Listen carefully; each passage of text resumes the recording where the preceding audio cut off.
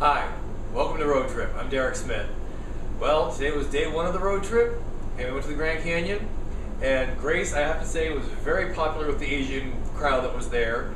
Everybody wanted to take pictures with her. It was really funny. There was actually one couple that she was wearing a bright aqua jumpsuit, and he was wearing like black and white plaid pants and like a pink polo shirt or something. It was really quite funny. And as you can see, I've got myself a poop pup right here. She's pretty tired. It's been a long day for her as well.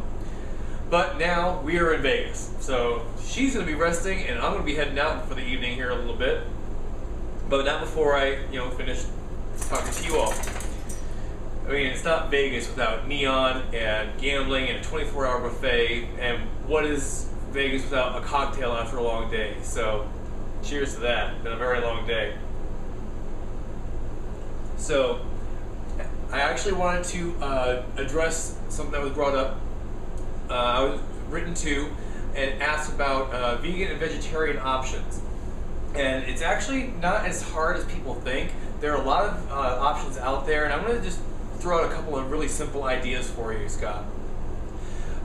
One is you can make your own herb oil.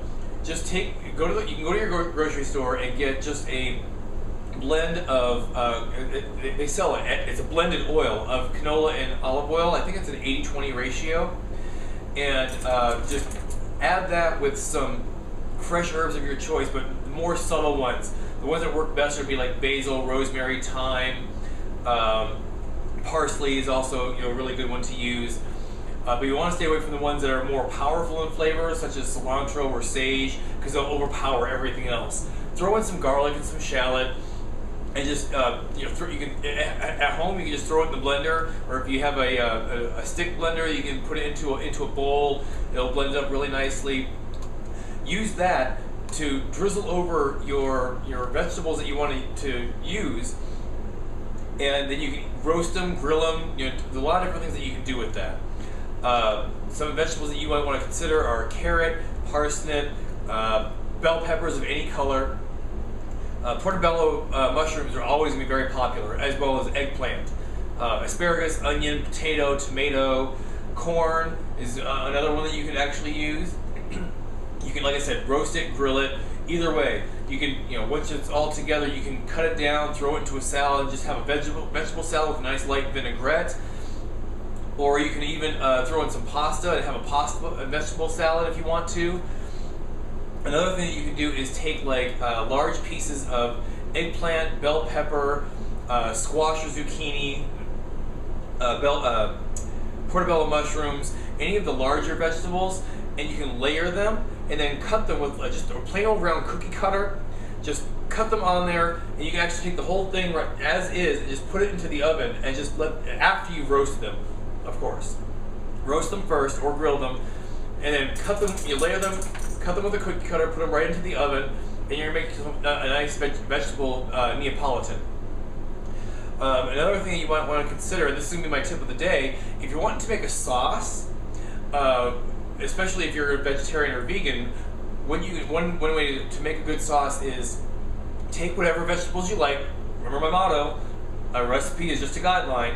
Whatever vegetables you like, put them into a saute pan with very, very light oil, and give them a good, sweat them. If you want to, even take them as far as caramelizing.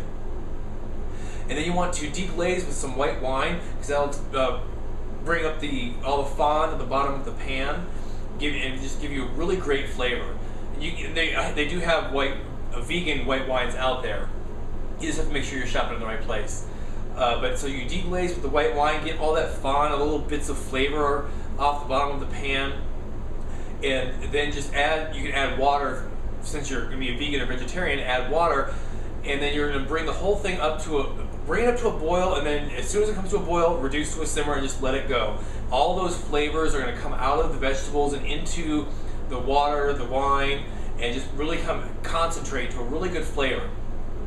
And then just reduce that down, and once it's your taste, however you like it, you can strain out the vegetables. You've got the liquid there, the stock, And then if you want to make a sauce out of it, you can always just thicken it. And like I said, here's the tip of the day: thicken it with a little bit of a cornstarch slurry. Now for that, if you want it to go a little bit thicker, you do a 3-to-1 ratio of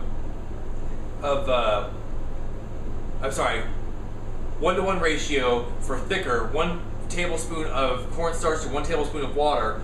Or if you want it a little bit thinner, go 3 tablespoons of water to 1 tablespoon of cornstarch. And then you would just mix that together separately, leave it cold, and then as you're cooking your sauce, whatever you want to make, you're going to slowly add your pre-mixed slurry to your hot liquid and just keep mixing it until it's to the consistency that you want. Again, it's all up to what you want. Recipes are just guidelines. So that's it for today.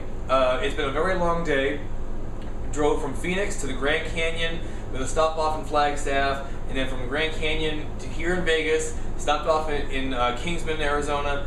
You know, a couple of gas stops, getting just a little snack, a little beverage, letting Grace use the bathroom. So we're off and running with the road trip, and I hope you'll stay with me. Tomorrow is going to be another very long day, but it's going to be an interesting one. So thank you for joining me, and we'll see you next time.